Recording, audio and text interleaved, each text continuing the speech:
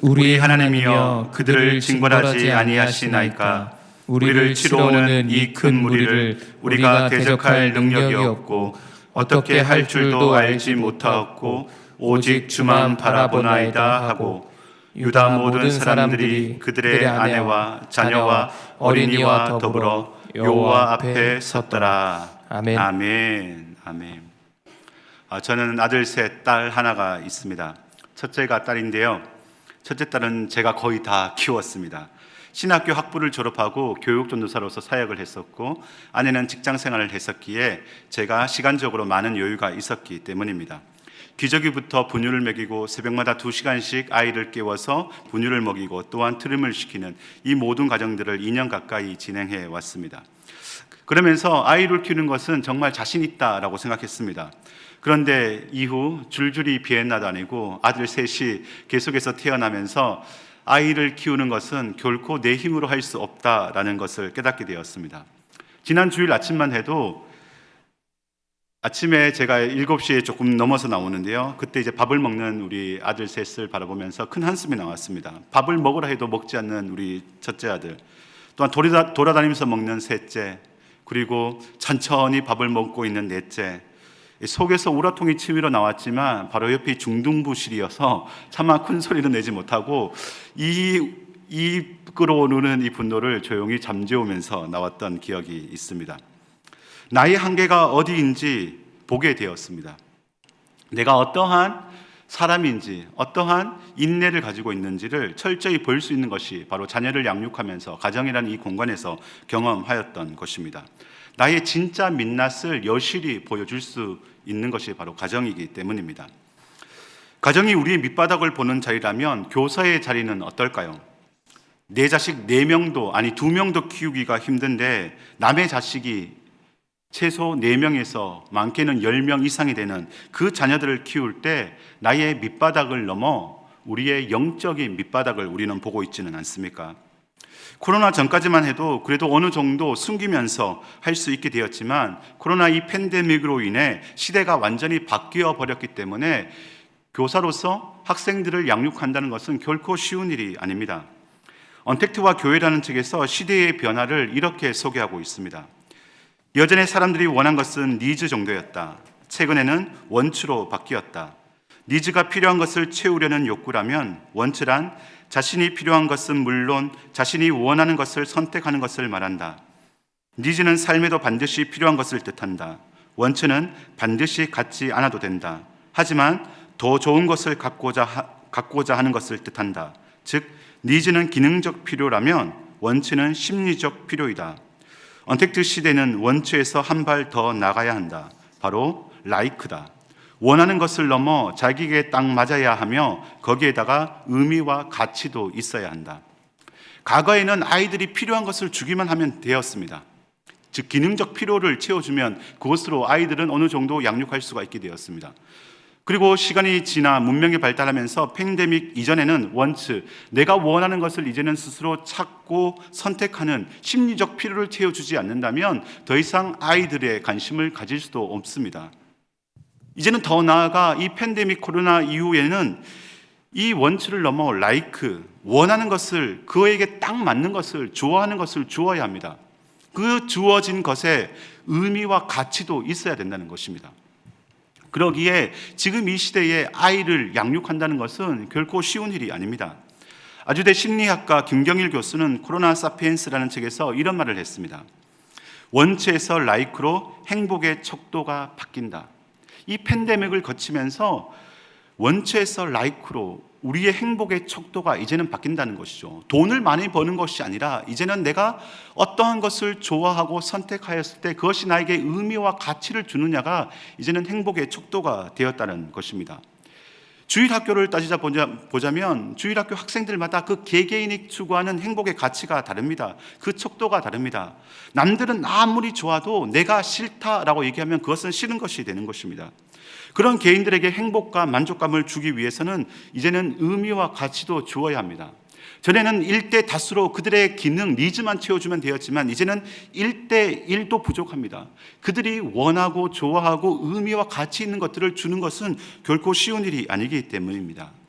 내 배에서 나온 내 자식 취향과 성격도 못 맞추어 매일매일 싸우고 나왔는데 남의 자식 그 원하는 것, 좋아하는 것을 맞춘다는 것은 결코 쉬운 일이 아니요. 즉 교사들에게는 순교자의 그 마음이 필요하다는 사실입니다. 우리 신생아부터 우리 청년부까지 그리고 오하나까지 우리 아이들 잘 키우고 계십니까? 잘 키우고 계신가요? 혹시나 저처럼 삶의 밑바닥, 더 나아가 영적인 밑바닥을 우리는 보고 있지는 않습니까? 우리 새롭게 2024년 성기실 우리 신입 교사들 한번 손 한번 들어볼까요? 네, 상가구인의 명복을. 네, 왜 힘든 이 어려운 이 바닥에 들어오셨습니까? 왜 스스로는 아니겠죠? 네, 고득임이 있었겠죠. 네, 여기까지 하도록 하겠습니다. 네, 밥 한번 사주시고, 왜 이 힘든 어려운 내 자식 그 취향도 맞추기, 성격도 맞추기 힘든데 내가 낳지 않는 그 자녀들의 취향과 그 성격, 그 모든 것을 맞추기 위하여 이 힘든 길을 걷고 계십니까? 우리 신생아 선생님들 한번 생각해 보시면 애 낳은 지가 벌써 20년이 지났습니다. 다시 애를 낳을 수도 없습니다. 어떻게 애를 키웠는지도 잘 모릅니다. 가물가물합니다. 그런데 신생아부실에 들어가면 그 아이들을 얼마나 조심스럽게, 전에는 방목하였다면 지금은 금지옥엽처럼 애지중지 아이를 키우는 것들을 바라볼 때 나와는 전혀 다른 세계에 살고 있는 사람들 같습니다. 더 나아가 그들에게 더 좋은 환경을 만들어주지 못하는 자신을 바라보며 언제나 죄인의 모습을 가지고 있습니다. 우리 영화부는 어떨까요? 제가 영화부 담당인데요, 영화부를 1년 동안 하면서 영화부 선생님들은 제일 축복받은 선생님이다라는 생각이 들게 되었습니다. 왜냐하면 1년 동안 아이들의 성장 과정을 똑똑히 볼 수 있기 때문입니다. 겨우 책상을 짚고 일어섰던 아이들이 이제는 헌금 바구니를 들고 헌금을 받으러 돌아다니는 것들을 바라보면서 얼마나 이 아이들이 건강하게 잘 자랐는지 눈으로 볼 수 있기 때문에 너무나 좋은 부서인 것 같습니다. 우리 영화부 많이 지원해 주시기 바랍니다. 혹시 안 했다면. 네. 유아부는 어떨까요? 집에서 이제 아이들 다 양육하고 있는데 다시 또 교회 와서 또 그 아이들을 기저귀를 또 갈아치워야 합니다. 엄마와 떨어지기 싫어 울고 있는 아이들 달래주어야 합니다. 저희 쌍둥이 같은 경우에는 1년 동안 바닥에 누워서 예배를 드린 것을 보게 되었습니다. 심지어는 잠까지도 잡니다. 집에서도 그 아이들 케어하는 것도 힘든데 다시 교회 와서 그렇게 아이들을 케어해야 합니다. 우리 유치부 선생님들은 어떨까요? 우리 특히 7세 친구들을 맡고 계신 선생님들, 이놈들 머리가 컸다고 세상 모든 것을 다 알고 있는 것처럼 착각합니다. 더 나아가 선생님들 말실수나 잘못한 것이 있다면 정확하게 꼬집어서 그 잘못한 것을 이야기합니다. 어떻게 그런 것을 찾아서 얘기하는지 심지어는 말문이 막힐 때도 있습니다. 우리 유년부들은 어떤가요? 완전 초딩입니다. 초딩. 그렇죠? 일단 너무나 시끄럽습니다. 말하면 2마디 3마디 더 붙여서 말합니다. 얼마나 시끄러운지, 또한 말꼬리는 얼마나 잘 물고 늘어지는지 말다툼 하다가 진이 빠질 지경입니다. 소년부는 어떤가요? 매주 선교지로 훈련받으러 오는 겸수 선교사님들이십니다. 4학년은 그나마 형 누나 눈치를 보면서 말을 어느 정도 듣습니다. 그런데 6학년 제일 큰 어른이라고 뒷자리에 앉아 가만히 있습니다. 물어도 대답도 하지 않습니다. 때로는 지어받고 싶은 마음도 들 때도 있습니다. 우리 중등부는 어떤가요? 우리 중등부 선생님들. 네, 삼가 고인의 명분. 중등부는 내가 죽어야 버티는 곳입니다. 가끔 중등부에 설교하러 가면 정말 아이들 묵묵부담입니다. 물어도 대답을 하지 않습니다. 바로 우리 중등부 선생님들이 바로 선교사님인 것 같습니다. 선교란 언어와 문화, 다른 타 인종에게 복음을 전하는 것인데 동시대에 2022년에 살고 있으며 동일한 한글이라는 문자를 사용함에도 불구하고 전혀 대화가 되지 않습니다. 물어도 대답도 하지 않고 질문도 하지도 않습니다. 물어보면은 고개만 그냥 끄덕거리고, 그나마 고개라도 끄덕거리면 감사할 따름이죠. 핸드폰만 들여다보고 예배 드리는 척 나아갑니다. 우리 고등부, 네, 그나마 이제 중등부보다는 조금 낫겠죠. 아이들 머리가 컸다고 선생님 마음을 조금씩 이해해 주면서 그동안 우리 영화부부터 받아왔던 그 서러움들 우리 고등부 선생님 하면서 어느 정도 해소되는 것 같습니다. 우리 청년부는 어떤가요? 이제는 청년부 한껏 마음껏 뛰어놀고 싶어도 더 이상 이제는 체력이 안 됩니다. 밤을 새면서까지 올라이트 하면서까지 강릉의 그 바다를 다녀올 엄두조차 나지 않습니다. 우리 오하나 선생님들, 네, 저쪽에 계신데요. 오하나 선생님들 어떤가요? 전 연령의 아이들을 다 케어하고 있습니다. 제가 오하나 가끔 이제 바라보며 예배 드릴 때 나아가 보면 기가 너무 아픕니다. 그게 매주 청력이 조금씩 잃어가는 것을 느낄 것 같아요. 네. 이 힘든 십자가의 길 순교자의 삶을 살아가는 충일교회 우리 교회 학교 선생님들 너무나 대단하지 않습니까? 우리 이분들에게 수고의 감사의 박수, 또한 격려의 박수 부탁드리겠습니다. 그렇습니다. 스스로에게 엄마의 꿈은 항상 네가 잘 되는 게 내 꿈이야 라고 말합니다. 우리 선생님들의 꿈은 무엇일까요? 우리 아이들이 잘 되는 것이 꿈일 것입니다. 맞죠? 아닌가요? 올해까지만 교사하는 게 꿈 아니겠죠? 네. 우리 엄마의 꿈이 네가 잘 되는 것이 꿈인 것처럼 우리 선생님들 또한 우리 아이들이 잘 되는 것이, 즉 예수 잘 믿는 것이 꿈일 것입니다. 그렇다면 영적인 밑바닥을 바라보는 이 교사의 자리에서 우리는 어떻게 하면 아이들을 신앙적으로 영적으로 잘 키워낼 수 있을까요? 오늘 본문을 통해 함께 상고해 나가도록 하겠습니다. 첫 번째 따라해 주시면 감사하겠습니다.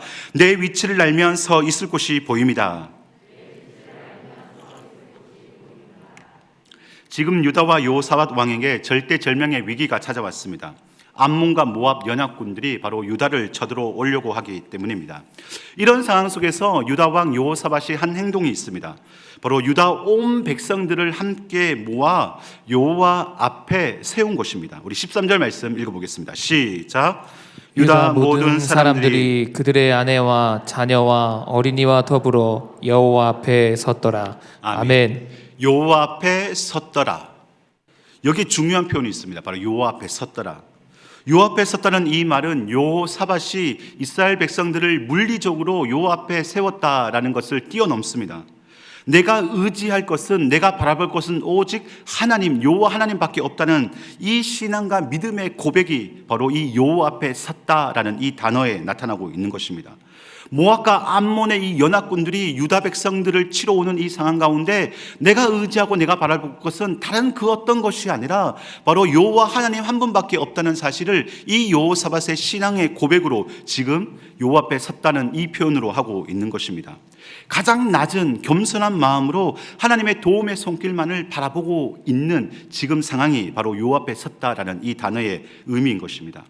여러분들 한번 생각해 보십시오. 여러분들에게 대단히 곤란한 일이 생겼습니다. 그 곤란한 일들이라 이야기한다면 자녀가 한 명 중에 중병이 걸렸습니다. 누구 앞에 서 있겠습니까? 이 문제를 해결해 줄 뛰어난 의사 앞에 서 있지 않겠습니까? 그리고 그 앞에서 거만하게 고개를 빳빳이 쳐들고 그 의사를 바라볼 사람은 없습니다. 어떻게 해서든 내 아이를 살려주기를 바라는 그 간절한 마음으로 고개를 숙이며 때로는 무릎을 꿇으며 마음을 낮추며 겸손한 마음으로 그 의사의 도움의 손길을 바라볼 것입니다. 그런데 인간의 타락한 본성은 결코 누구 앞에 서려는 것을 수치요 부끄러움으로 착각하고 있다는 사실입니다. 왜냐하면 자신을 창조한 창조주보다 위에 서려고 한 것이 바로 교만한 피가 흐르고 있는 우리들의 타락한 죄의 본성이기 때문입니다. 아담과 하와를 한번 생각해 보십시오. 왜 죄를 짓게 되었습니까? 왜 에덴 동산에서 쫓겨나게 되었습니까? 바로 창조주 하나님 위에 피조물이 서려고 했기 때문입니다. 피조물이 그 피조물의 위치에 있는 것이 아니라 창조주의 위치에 올라서려고 했기 때문에 죄를 짓게 되었고 결국 에덴에서 쫓겨나게 되었던 사실입니다. 그러기에 신앙을 이야기한다면 신앙은 바로 이 위치 전쟁입니다. 누가 우위 위에 서 있냐의 전쟁인 것입니다. 끊임없이 하나님 위에 서 있으려고 하는 우리의 타락한 본성과 계속해서 끊임없이 싸우는 과정이 바로 신앙의 위치의 전쟁이요, 이것을 또 다른 말로 이야기한다면 성화의 과정인 것입니다. 세상은 위에 서 있는 사람을 성공한 사람이라 말합니다. 그래서 약육강식의 세계관입니다. 어떤 수단과 방법을 가지고서라도 위에 서 있는 것이 올바르고 정당하고 성공한 인생이라 말하고 있습니다. 하지만 성경은 끊임없이 그 반대를 이야기하고 있습니다. 예수님의 모습을 한번 생각해 보십시오. 창조주가 하늘 위의 영광을 버리고 이 땅의 낮은 위치로 오셨습니다. 마가복음 10장 45절 말씀입니다. 시작. 인자가 온 것은 섬김을 받으려 함이 아니라 도리어 섬기려 하고 자기 목숨을 많은 사람의 대속물로 주려 함이니라. 아멘. 섬김을 받는다는 것은 높은 위치에 서 있다는 것입니다. 그런데 오히려 만왕의 왕이신 높은 위치에 계신 그 예수님은 섬김을 받으려 함이 아니라 도리어 섬기려 하려고 이 땅에 오셨습니다. 섬김의 그 위치는 바로 죽음의 자리, 십자가의 자리인 것입니다. 어떤 책에서 읽은 내용을 제가 메모한 것입니다. 고개 뻣뻣이 쳐들고 다닐 때는 몰랐습니다. 낮아지니 엎드리니 비로소 보입니다. 당신의 얼굴이. 높은 위치를 갈망하며 섬김을 받을 때는 결코 모릅니다. 끊임없이 위로 올라가려고 하는 우리들의 본성대로 살아갔을 때 우리들은 결코 하나님의 당신의 얼굴을 볼 수가 없습니다. 하지만 고난과 고통과 문제가 우리 가운데 찾아오게 될 때 우리는 그때서야 여호와 앞에 설 수 있는 은혜가 주어지는 것입니다. 여호와 앞에 낮아져 그 앞에 설 때에만 비로소 하나님의 얼굴을 볼 수 있다라는 사실입니다. 그래서 사탄이 하는 중요한 일 중 하나는 어떻게 해서든 이 여호와 앞에 서려는 것을 막는 것입니다. 그래서 승승장구를 시켜줍니다. 원하고 바라는 것을 다 줄여줍니다. 왜요? 여호와 앞에 서려고 하는 것을 막아서기 위해서입니다. 끊임없이 점점 높은 위치에 올라가 끝내는 하나님 앞에 서려고 하는 것이 바로 사탄의 계략이기 때문입니다. 높은 위치에 올라서는 것이 성공의 지표요, 멋진 인생이며 행복한 인생이라 사탄은 끊임없이 우리에게 속삭입니다. 그러나 그런 자들은 결코 여호와의 얼굴을 볼 수 없습니다. 왜요? 여호와 앞에 서 있지 않기 때문입니다. 그렇다면 왜 우리에게 암몬과 모압이 연합하여 쳐들어오는지 우리는 알 수 있습니다. 하나님께서 왜 우리 자녀도 보고 온데 나에게 교회 학교 학생들을 붙여주시는지 우리는 알 수 있습니다. 왜요? 우리가 서 있는 위치를 알려주시기 위해서입니다. 섬기려 하는 그 자리, 섬김을 받으려 하는 그 위치가 아니라 섬기려 하는 그 아래의 위치가 어디인지 우리에게 알려주시기 위하여 우리에게 교회 학교 학생들을 우리에게 허락해 주셨다는 것입니다. 그래서 내 힘으로 이 낮은 위치에 서 있을 수 없으니 오늘도 우리는 하나님 앞에 서 있는 것입니다. 그 하나님 앞에 서 있을 때만 하나님의 얼굴을 볼 수 있기 때문입니다. 세상의 지위로 볼 때 높은 위치에 있는 교사들이 많은 교회가 좋은 교회가 결코 아닙니다. 세상의 논리로 섬김을 받아야 하는 교사들이 좋은 교사가 결코 아닙니다. 좋은 교사란 내가 어디에 서 있는지 아는 교사입니다. 그래서 날마다 하나님 앞에 서 있는 교사가 바로 좋은 교사입니다. 내 위치가 어디인지 알게 될 때 우리는 그곳에서 하나님의 얼굴을 볼 수 있기 때문입니다. 사랑하는 중일교회 성도님들, 그리고 우리 중일교회 교회학교 선생님들, 여러분의 위치는 어디입니까? 날마다 위에 올려서려고 섬김을 받으려고 하는 그 위치가 아니라 오늘도 하나님 앞에 서기를 축복합니다. 그 하나님 앞에 서서 하나님의 얼굴을 똑똑히 목도하는 저와 여러분들이 되었으면 좋겠습니다. 그렇게 될 때 우리는 두 번째 사실을 알 수 있습니다. 따라해 주시면 감사하겠습니다. 서 있을 곳을 알면 버릴 것이 보입니다.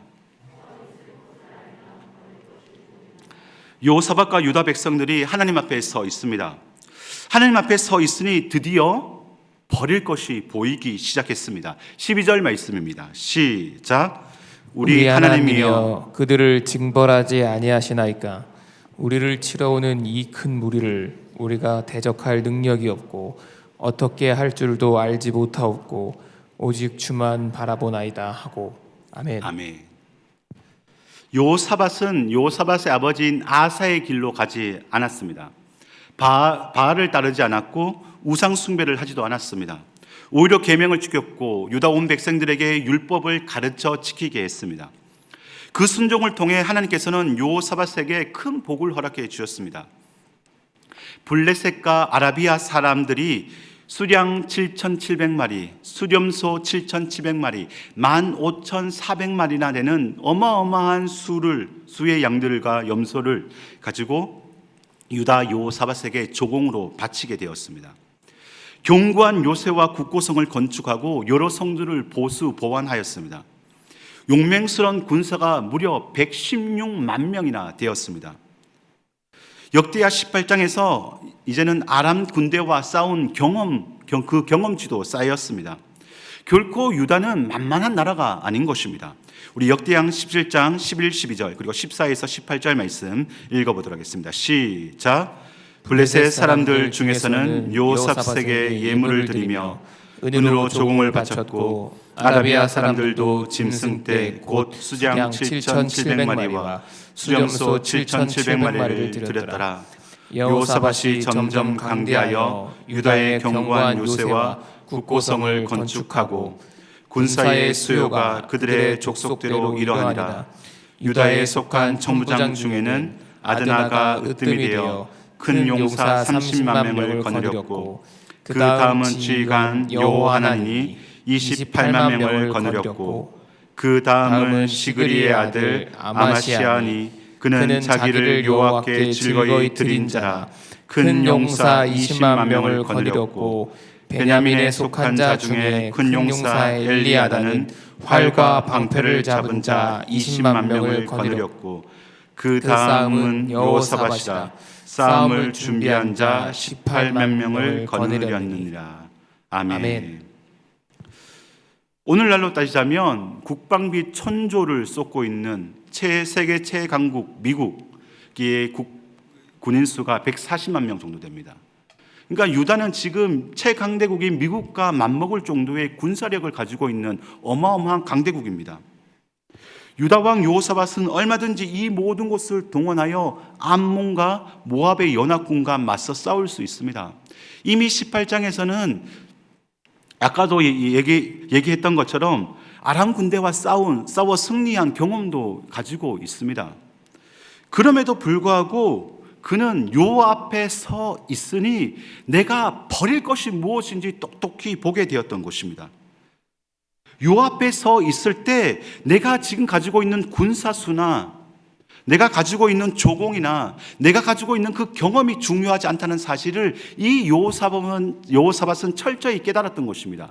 그러한 것들을 의지하는 것이 아니라 오직 주님만 의지하였던 것이 바로 여호사밧인 것입니다.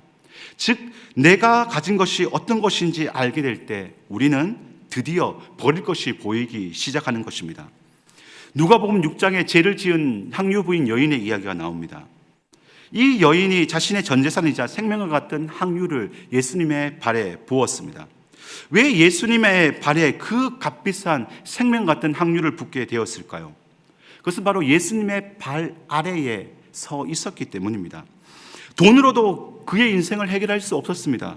높은 위치에 서 있는 종교 지도자들도 그의 인생의 문제를 해결해 줄 수 없었습니다. 항유통에 그 항유가 조금씩 채워나가는 그 성취감을 통해서도 그의 인생의 문제를 해결해 줄 수 없었습니다. 높은 지위에 올라간다고 해서 내 인생의 그 문제들을 해결해 줄 수 없었습니다. 오히려 항유병이 채워지면 채워질수록 자신의 그 공허감이 더 찾아와 내 마음이 더욱 비어져만 갔습니다. 그런데 그 앞에 자신의 죄의 문제를 해결해 줄 예수님을 만나게 되었습니다. 그 예수님을 만나니 그 예수님의 발 앞에 서니 나의 모든 인생의 문제가 해결되었고 그 예수님을 붙잡으니 내가 가지고 있는 모든 것은 더 이상 의미 없는 것들로 바라보게 되었던 것입니다. 그래서 기꺼이 그 향유를 예수님의 발 앞에 부었던 것입니다. 그 부음을 통해 이 향유는 예수님의 장례를 준비하는 귀한 용도로 선용하게 되었습니다. 우리 사랑하는 충일교회 우리 교회학교 선생님들은 무엇을 가지고 계십니까? 학력이라는 견고한 요새와 국고성을 혹시나 소유하고 계십니까? 인맥이라는 116만 명의 대군을 지금 거느리고 계십니까? 돈이라는 양과 염소 15,400마리를 지금 거느리고 계십니까? 높은 위치와 섬김을 받았던 그 경험치를 가지고 계십니까? 아니면 이러한 것들을 지금 가지려고 지금 하나님 앞에 우리는 서 있고 있지는 않습니까? 그렇다면 우리는 이러한 것을 결코 버릴 수 없습니다. 하나님 앞에 서 있을 때에만, 그분의 얼굴을 무릎 꿇어 쳐다 올려 볼 때에만 우리가 가지고 있는 것을 버릴 수 있습니다. 왜요? 내게 가장 소중하고 중요한 것이 바로 하나님 한 분밖에 없음을 믿기 때문입니다. 아무도 알려주지 않고 힘들고 어려운 이 사명의 일을 감당하는 이유가 어디에 있을까요? 바로 하나님을 여러분들이 보았기 때문인 줄 믿습니다. 그 하나님을 보았기 때문에 돈과 시간과 내가 가지고 있는 그 어떤 것은 그렇게 중요하지 않다라고 생각하는 것입니다. 하나님의 오늘도 바라보니 오늘도 내게 맡겨진 그 아이를 위하여 기꺼이 헌신하며 순종하며 나아갈 수 있는 것입니다. 하나님 앞에 서 있을 때 우리는 드디어 내가 가진 것이 무엇인지 똑똑히 볼 수 있으며, 더 나아가 하나님으로 인하여서 내가 가진 것을 버릴 수 있는 은혜가 나타날 수 있는 것입니다. 이 하나님 앞에 서 있을 때 12절 말씀, 어떠한 은혜가 우리 가운데 일어나는지 한번 보도록 하겠습니다. 시작. 우리 하나님이여 그들을 아니하시나이까. 우리를 치러오는 이 큰 무리를 우리가 대적할 능력이 없고 어떻게 할지도 알지 못하옵고 오직 주만 바라보나이다 하고. 아멘. 아멘. 지금 여호사밧이 계속해서 반복해서 이야기하고 있습니다. 대적할 능력이 없습니다. 말이 아니죠. 대적할 능력이 있습니다. 116만 명의 대군이 있습니다. 어떻게 할 줄도 알지 못합니다 라고 이야기합니다. 아니죠. 이미 아람 군대와 싸운 그 경험이 있습니다.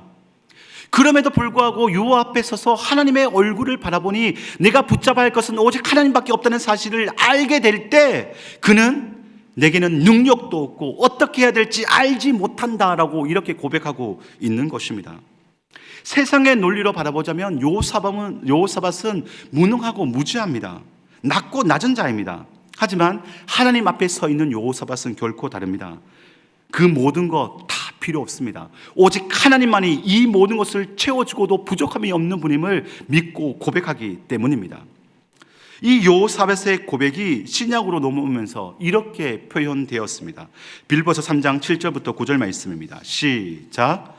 그러나 무엇이든지 내게 유익하던 것을 내가 그리스도를 위하여 다 해로 여길 뿐더러 또한 모든 것을 해로 여김은 내 주 그리스도 예수를 아는 지식이 가장 고상하기 때문이라. 내가 그를 위하여 모든 것을 잃어버리고 배설물로 여김은 그리스도를 얻고 그 안에서 발견되려 함이니 내가 가진 의는 율법에서 난 것이 아니요 오직 그리스도를 믿음으로 말미암은 것이니 곧 믿음으로 하나님께로부터 난 의라. 아멘. 유대인 중에 유대인이요, 그리고 율법으로는 석학인 이 사도 바울이 예수 그리스도를 아는 고상한 지식을 가지게 되었을 때 내가 가지고 있는 모든 그 학력, 인맥, 그 모든 경험들은 다 배설물로 여겼다라고 이야기하고 있습니다. 내가 무엇을 가졌는지 명확하게 알게 될 때 드디어 버릴 것이 더욱더 선명해졌다는 것입니다. 사랑하는 충일교회 우리 교사 선생님들, 우리 성도님들은 그 예수 그리스도를 가지고 계십니까? 그 가장 고상한 지식이 바로 예수 그리스도를 아는 지식으로 고백하고 계십니까? 그래서 그 예수님으로 인해서 내가 가지고 있는 모든 것을 배설물로 여기고 계십니까? 그래서 세상 사람들처럼 나는 능력도 없고 나는 지혜도 없고 어떻게 해야 될지 알지 못하고 인생을 어떻게 살아가야 될지 오늘도 알지 못한다고 여호와 앞에 서 있고 계십니까? 그렇다면 여러분들은 바로 내가 무엇을 가졌는지를 알기에 어떤 것을 버릴지 알 수 있는 세상에서 가장 지혜로운 사람인 줄 믿습니다. 오늘도 그 여호와 앞에 서 있어 내가 무엇을 가졌는지 명확하게 알고 버려야 할 것은 무엇인지 똑똑히 알 수 있는 저와 여러분들이 되었으면 좋겠습니다. 강연자 김창호 교수가 쓴 나는 당신을 봅니다 라는 책에 나오는 이야기입니다. 20세기 최고 영성 신학자 중 한 명인 헨리 나우엔이 있습니다. 헨리 나우엔은 예수의 사제이자 심리학자입니다. 그는 미국의 예일 대학교 그리고 하버드 대학교 신학부에서 그리스도의 영성이라는 학문을 가르쳤습니다. 그 이후 모든 것을 다 내려놓고 캐나다 토론토에 있는 데이 브레이크라는 정신지체 공동체에서 1999년 9월 심장마비로 죽기까지 그곳에서 평생을 정신지체 장애우를 섬기면서 살아갔습니다. 그가 그곳에서 영혼의 방황을 끝낸 일화는 너무나 유명합니다. 처음 그가 그곳에 방문하였을 때 정신지체 장애인이 그 헨리 나우엔에게 물어봅니다. 누구야? 그러자 헨리 나우엔이 이렇게 대답합니다. 저는 하버드 대학교 교수입니다. 이 말이 끝나기도 무섭게 하버드가 뭐야? 그는 그 어디에도 들어보지 못한 질문을 계속해서 받고 있습니다. 하버드라는 이 말만 들어도 이 하버드 대학가 어떠한 대학인지 다 알고 있는데 하버드 대학교 교수입니다 라는 말에 하버드가 뭐야? 라고 묻습니다. 그래 다시 헨리 나우엔은 재차 자세히 설명합니다. 하버드 대학교는 세계 최고의 대학교로서 최고의 석학들이 공부하고 세계의 석학들이 공부하고 싶어하는 곳이 바로 하버드 대학교입니다. 저는 그곳에서 제일 잘 나가는 교수입니다 라고 이렇게 소개했습니다. 그러자 또 질문합니다. 사람들이 왜 공부하고 싶어해? 이러한 끊임없는 원초적인 질문을 통해서 그가 그날 저녁 자신의 침실로 돌아와 이렇게 적었습니다. 나는 당신을 봅니다 라는 책에 나오는 내용입니다. 내가 여기에 있는 분들에게 내가 얼마나 대단한 인물인지 설명하기가 어려워졌다. 그런데 나의 오래된 영혼의 방황이 여기에서 마무리 지을지 모르겠다. 왜냐하면 하나님이 인간을 대하는 방식과 가장 유사한 방식으로 나를 대하고 있다. 오직 나의 이름 헨리로. 세상은 끊임없이 소유를 통해 자신을 증명합니다. 내가 가지고 있는 그 위치를 통해 내의 위치가 어디인지 촉도가 됩니다. 그러나 헨리 나우엔이 이 장애인을 만남을 통해서 경험하였듯이 내가 가지고 있는 소유나 내가 있는 그 위치에 대해서가 궁금해하지 않습니다. 너는 누구냐? 끊임없이 질문한 그 질문에 바로 신에 가장 가까운 질문을 받게 됨으로 말미암아 바로 내가 어떠한 존재인지 그 영혼의 방향을 끝내게 되었던 사실입니다. 하나님도 동일합니다. 하나님은 우리라는 이 존재를 갖기 위해 하나님의 모든 것을 다 포기했습니다. 심지어 독생자 예수 그리스도를 십자가에 못 박아 죽이기까지 그의 아들을 포기했습니다. 왜요? 우리를 얻기 위해서입니다. 이 은혜를 알고 있다면, 이 은혜를 오늘도 우리가 경험하고 있다면 우리는 어떻게 해야 될까요?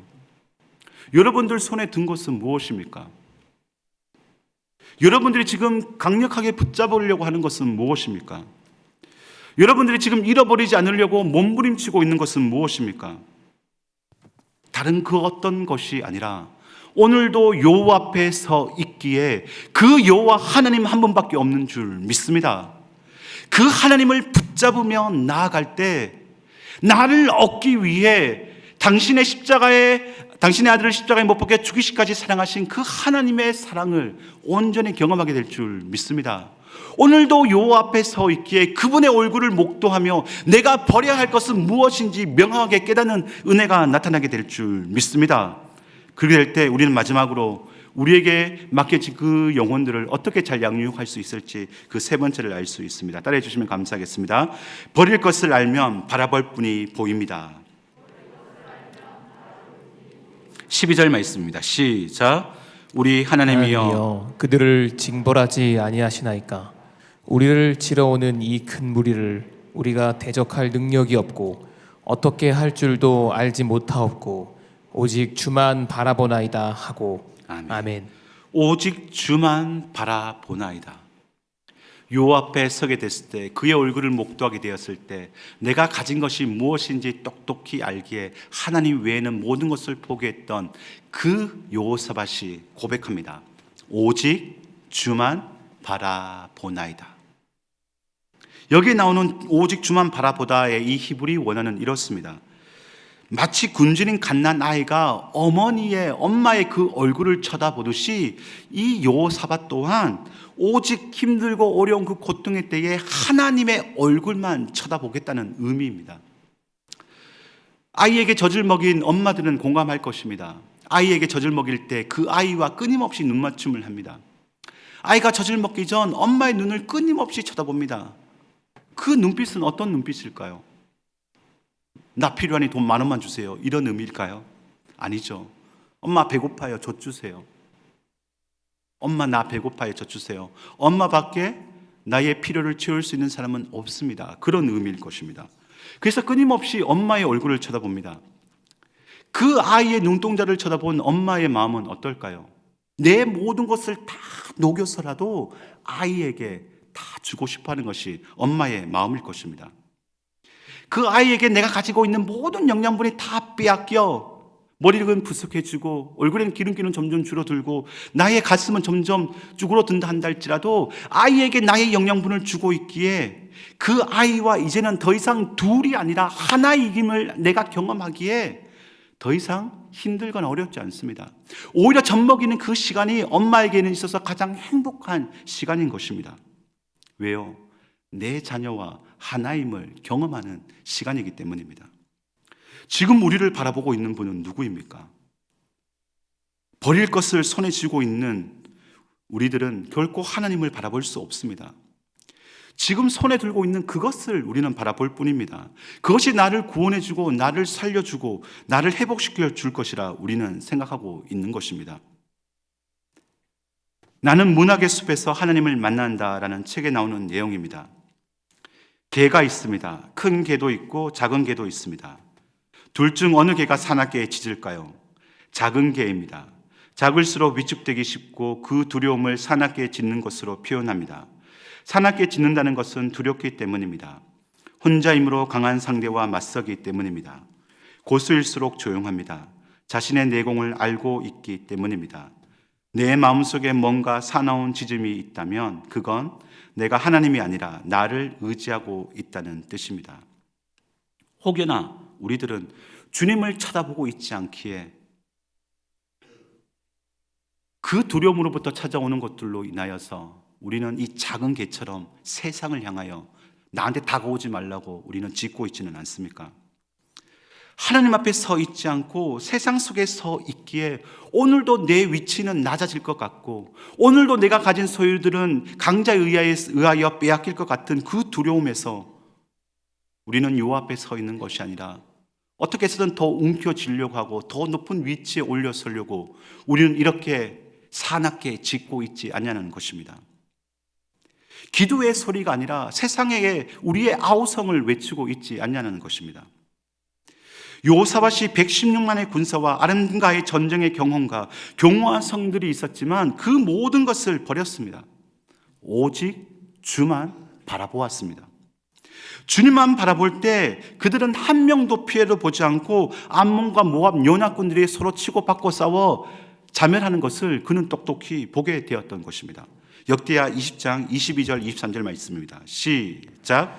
그 노래와 찬송이 시작될 때 여호와께서 복병을 두어 유다를 치러 온 암몬 자손과 모압과 세일산 주민들을 치게 하심으로 그들이 패하였으니 곧 암몬과 모압 자손이 일어나 세일산 주민들을 쳐서 진멸하고 세일 주민들을 멸한 후에는 그들이 서로 쳐 죽였더라.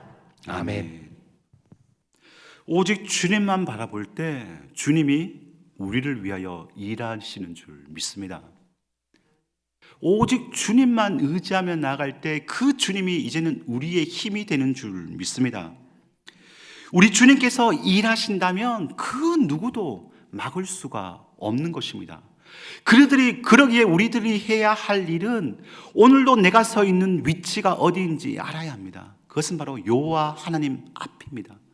그 앞에 하나님의 얼굴을 쳐다볼 때 내가 가진 것이 무엇인지 명확히 알기에 그 하나님 한 분이면 만족합니다 라고 고백할 수 있기에 다른 모든 것은 내려놓을 수 있습니다.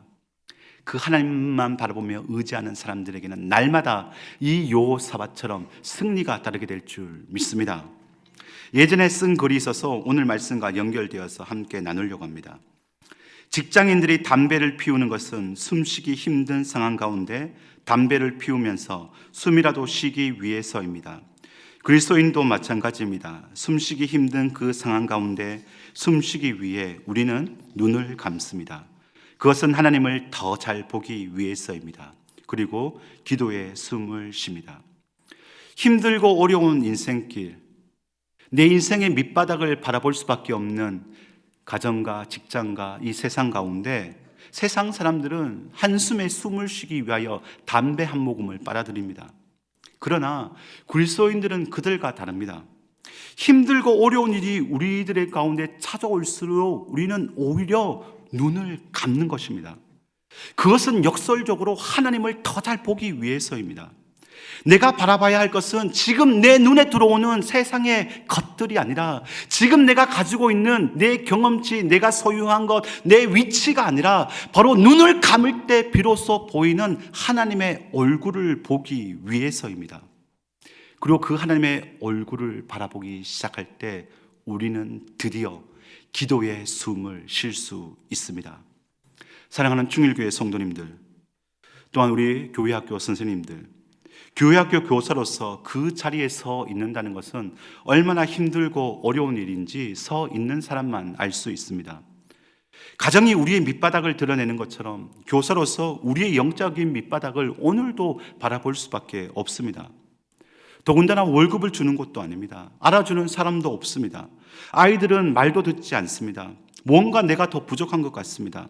아이들에게 더 사랑을 주지 못해, 더 좋은 거 주지 못해 늘 미안한 죄인의 마음을 가집니다.